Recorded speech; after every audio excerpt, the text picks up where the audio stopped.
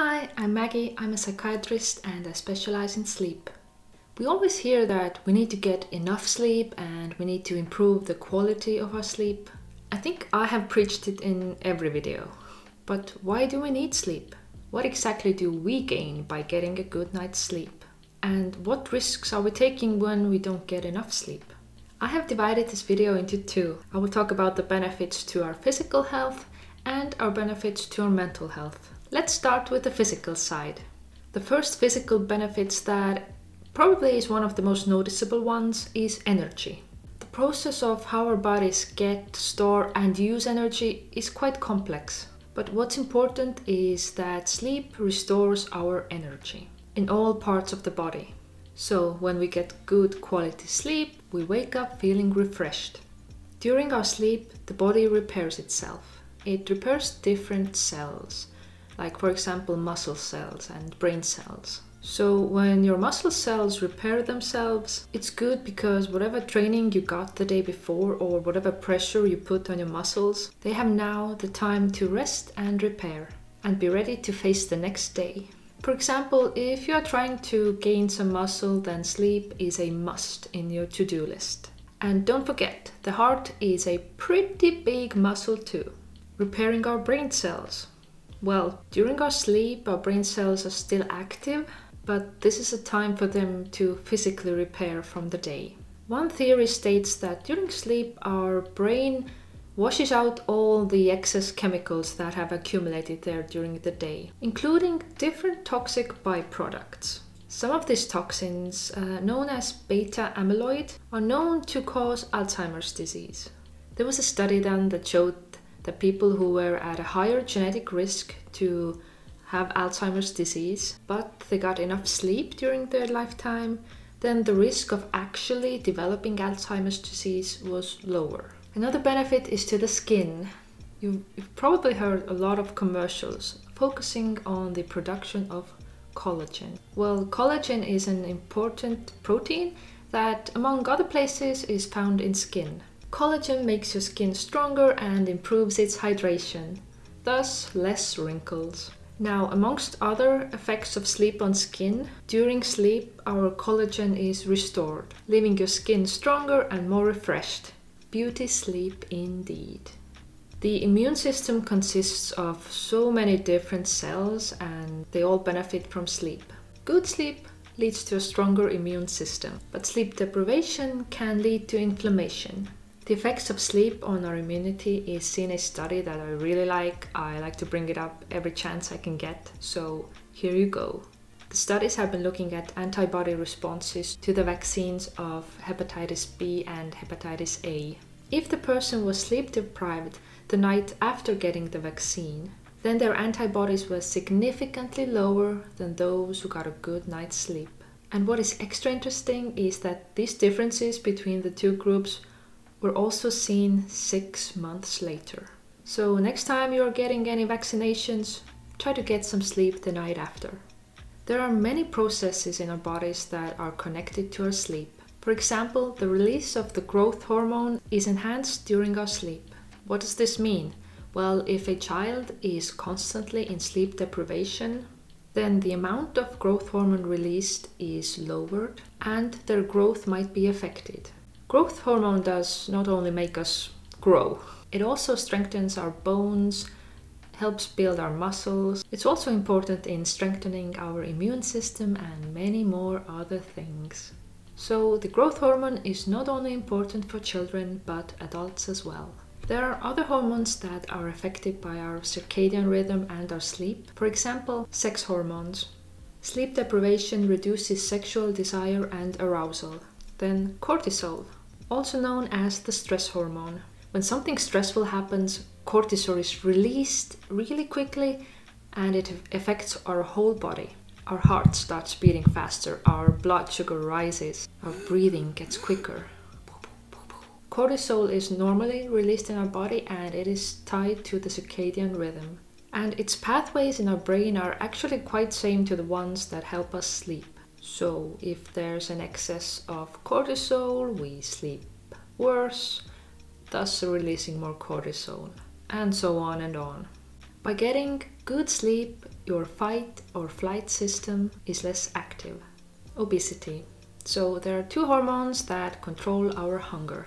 Ghrelin, which increases our appetite, and leptin, which makes us feel full after eating. Sleep deprivation leads our ghrelin levels to increase and our leptin levels to go lower, thus making us feel mighty hungry. If you're not getting your energy from sleeping, you must get it from somewhere else, am I right? Raise your hand if after a bad night's sleep, a fatty, unhealthy meal is just exactly what you desire. So you will eat that Big Mac meal whether you are hungry or not. This is a fast track to weight gain and not the healthy kind of weight gain. Obesity with all its complications is just around the corner. Diabetes. This is where we combine what we have already learned about weight gain and cortisol.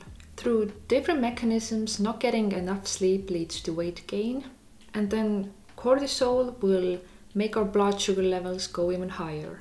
In sleep deprivation, our cells are not correctly communicating with insulin, the hormone that helps us keep our blood sugar under control. So in time, insulin resistance can develop, meaning that our blood sugar levels will more likely rise, and this can lead to type 2 diabetes and its multiple complications. So yes, it's a long road to diabetes, but it's a silent and steady one. Cardiovascular diseases. When we sleep, our blood pressure goes down, our heart rate slows down. It's a good and needed rest for the whole heart. Lack of sleep, on the other hand, raises our blood pressure, which in time can be quite damaging to our heart. Other factors that can increase the risk for heart disease, I have already mentioned in this video. High cortisol levels, weight gain, insulin resistance. A weakened cardiovascular system can lead to a risk of stroke. And now to the mental health and cognitive benefits of sleep. Sleep deprivation has negative effects on our mood. It has been shown to lead to depression and anxiety and many other mental health problems. The effects of depression and anxiety in turn can also lead to sleep problems, so it's a vicious cycle. Emotional reactivity. A part in our brain called the amygdala controls how we react to different stressful situations. When we are sleep deprived, it is more likely to overreact. Like when something small irritates us or someone says something stupid, we are more likely to lash out them or say something or do something we regret. But if we do get good sleep, our amygdala is better at controlling our emotions and dealing with these situations. And when we control our emotions better, we have better relationships and we feel less stressed. Making choices and risks. A study was done on sleep-deprived people and it showed that they were more prone to making risky choices. With less sleep, we also make more impulsive decisions. And in sleep loss, we are more likely to choose high-calorie foods. This is all to do with our brain's reward system and how sleep deprivation affects it. What happens to our memories? Well, the whole system is having a makeover during sleep. Short-term memories are converted into long-term memories, and not that useful memories are erased. When we sleep, our brains help us make better connections between things we know or have studied, thus helping us learn. So sleeping between studying and having an exam is super good. In med school, I would never ever sacrifice sleep.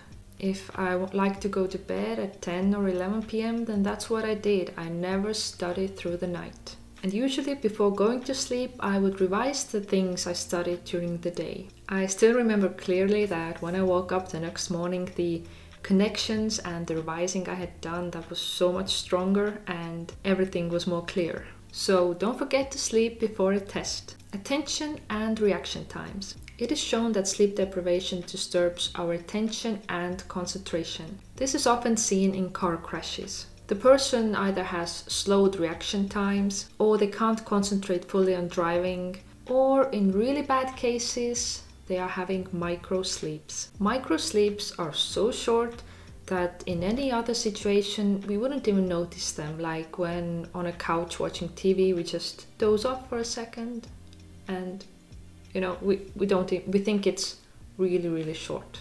But when you fall asleep behind the wheel, even for just less than a second, the results can be deadly. And sadly, not only to the person causing it, but it usually affects other people on the road too. Another example here would be studying. If you get no sleep, it's quite difficult to concentrate on the math problem you've been struggling with for the last, 2 hours. Motivation and productivity. This one is for all the productivity gurus out there. You're definitely watching this video right now.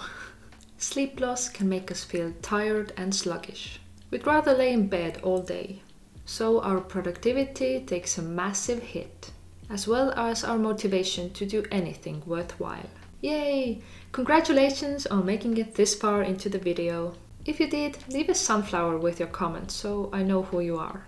The take-home message here is that sleep is very important. And in dealing with any health issue, we as humans should be looked at as a whole organism where everything is connected.